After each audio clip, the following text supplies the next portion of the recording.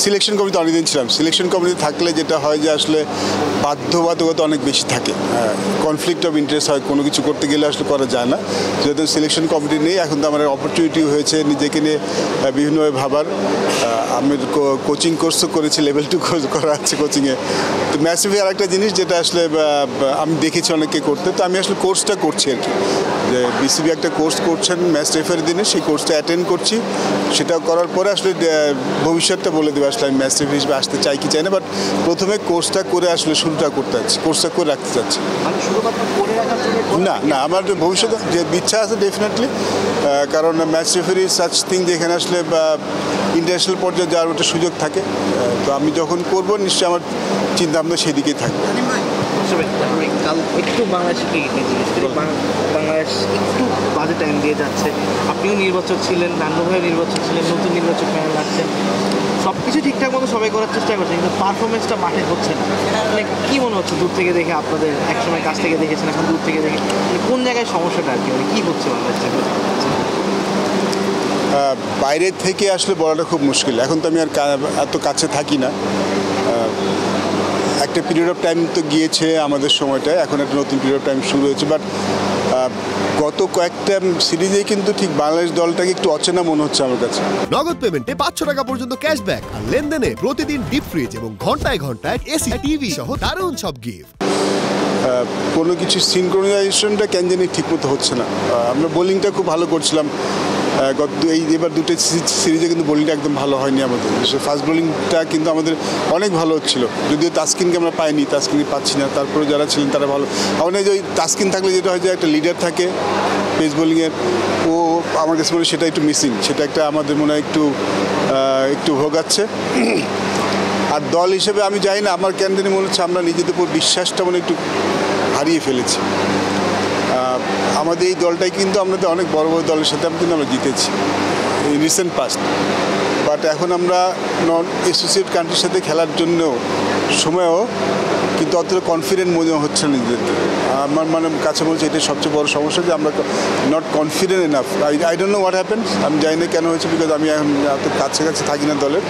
But আত্মবিশ্বাসের বেশ অভাব দেখতে পাচ্ছি এবং সিলি মিস্টেক করছে অনেক ইম্পর্টেন্ট টাইমে।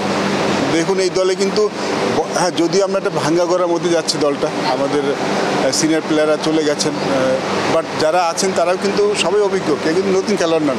এমন না যে আজকে খেলতে নেমেছেন, যারা খেলছেন এই দলে তারা কিন্তু সবাই ইন্টারন্যাশনাল ক্রিকেটে 4-5 বছর কিন্তু কাটিয়ে ফেলেছেন, তো তাদেরকে অনভিজ্ঞ বলা যাবে না। তো সেক্ষেত্রে আমার মনে হয় যে যেটা বললাম যে আত্মবিশ্বাসের অভাব খুব বেশি প্রকট মনে হচ্ছে। আর আমরা ঠিক আমাদের যেই পারফরমেন্স সেটা আমরা করতে পারছি না। আপনি ক্রিকেটার ছিলেন, ক্যাপ্টেন ছিলেন, আপনি ব্যাপারটা সবচেয়ে ভালো বলতে পারবেন। বোর্ডে এখন যা চলছে বা গত কয়েক মাস ধরে যা চলছে, কোনো না কোনোভাবে হয়তো বা বিতর্ক হচ্ছে, আলোচনা হচ্ছে, সমালোচনা হচ্ছে, কোনোভাবে কেটে কি আসলে ক্রিকেটারদের উপরে বা দলের উপরে কি প্রভাব পড়ে? পড়া একদমই উচিত নয়, একদমই উচিত নয়। কারণ দেখুন যারা মাঠে খেলেন দে আর অল প্রফেশনালস। আমি যখন মাঠে ক্রিকেট খেলছি আমি কিন্তু প্রফেশনাল।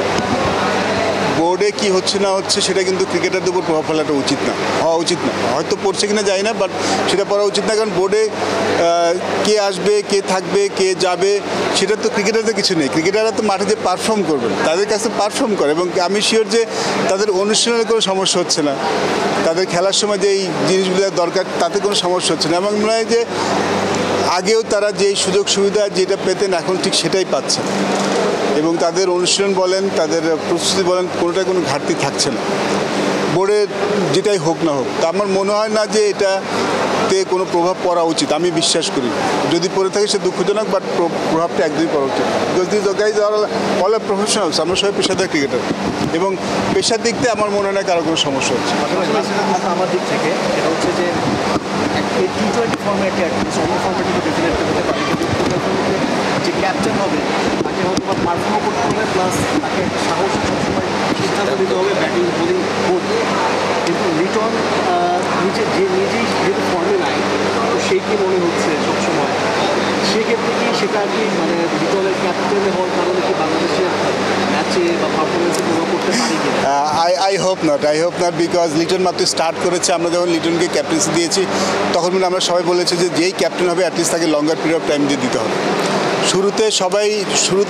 শুরুতে একটু সমস্যা সবারই হতে পারে, এটা অস্বাভাবিক কিছু নয়, বাট আমরা যদি শুরুতেই জাজ করা শুরু করে থাকি তাহলে কিন্তু সমস্যা আমাদের বেশি হবে। বিকজ তাহলে যেই ক্যাপ্টেন আসবে তাকে যদি আমরা একটা দুটি সিরিজ দিয়ে জাজ করে ফেলি তাহলে ক্যাপ্টেনের জন্য সমস্যা, দলের জন্য সমস্যা। আমার মনে হয় লিটনকে নিয়ে যখন বাংলাদেশ শুরু করেছে, I think we need to give him some time. তারপর আমরা এই সিদ্ধান্তটা, এই আলোচনাটা হয়তো 6 মাস পরে করতে পারি, হয়তো 1 বছর পরে করতে পারি, বাট এই মুহূর্তে I think he need some space. তাকে আমাদের স্পেস এবং সমর্থন দেওয়া উচিত। প্লেয়ারদের ভালোর জন্য বিসিবি একটা উদ্যোগ নিয়েছে যে ক্লোজ ডোর প্র্যাকটিস, মিডিয়াকে প্র্যাকটিস কভার করতে দেওয়া হয় না 15 মিনিটের বেশি। আপনারাও একটা সময় ছিলেন, আপনারাও খেলেছেন, আপনারাও বোর্ডে ছিলেন, বোর্ডে দায়িত্বে ছিলেন, তখনও মানে এই জিনিসটা ছিল বা গণমাধ্যমে একটা স্বাধীনতা ছিল, কিন্তু স্বাধীনতা বন্ধ করার পরও তো প্লেয়ারদের পারফরমেন্স আসছে না। মানে বলা হচ্ছে যে গণমাধ্যমের কারণে প্লেয়ারদের অনেক কিছু মানুষজন জেনে যাচ্ছে, কিন্তু যখন একজন ইন্টারন্যাশনাল ক্রিকেটার খেলতে যায় তখন তার ব্যাপারে অনেক অ্যানালাইসিস এমনিই হয়ে যায়। তো এইসব করে কি লাভ হচ্ছে বাংলাদেশ ক্রিকেটের? না, আমার মনে হয় যে জিনিসটা ক্লোজ ডোর কথা যেটা হচ্ছে সেটা আসলে একটা ব্যাপার ছিল যে আমাদের সময় সোশ্যাল মিডিয়া অতটা ছিল না। আমরা শেষের দিকে সোশ্যাল মিডিয়া এসছে, বাট আমাদের সোশ্যাল মিডিয়ার প্রেশারটা অতটা ছিল না। এখন যেটা হচ্ছে যে খেলোয়াড়রা যেটা অস্বাচ্ছন্দ্য বোধ করে, প্র্যাকটিসে তো আমরা অনেক কিছু করি, প্র্যাকটিসে আমরা যোগ করি, প্র্যাকটিসে আমরা সিরিয়াস করি, প্র্যাকটিসে অনেক কিছু করার চেষ্টা করি। তো সেগুলি নিয়ে যখন স্টোরি হয় তখন সেটা খেলার উপর বাড়তি চাপ তৈরি করে। সেটা থেকে দূরে থাকার জন্য মনে হয় ক্লোজ ডোর প্র্যাকটিসের কথা বলা হয়েছে। I don't think this bad, but performance totally different. আমার মনে হয় সেটার সাথে এটা মেলানো ঠিক হবে না। যখন পারফর্ম না করে সেটার পিছিয়ে কোন কারণ সেটা ভাবা উচিত, বাট এটা হয়তো পোষণটা দেওয়া হচ্ছে যে তাদের উপর যেন বাড়তি চাপটা না পড়ে, সেই জন্য হয়তো বিসিবি এই চেষ্টা করছে।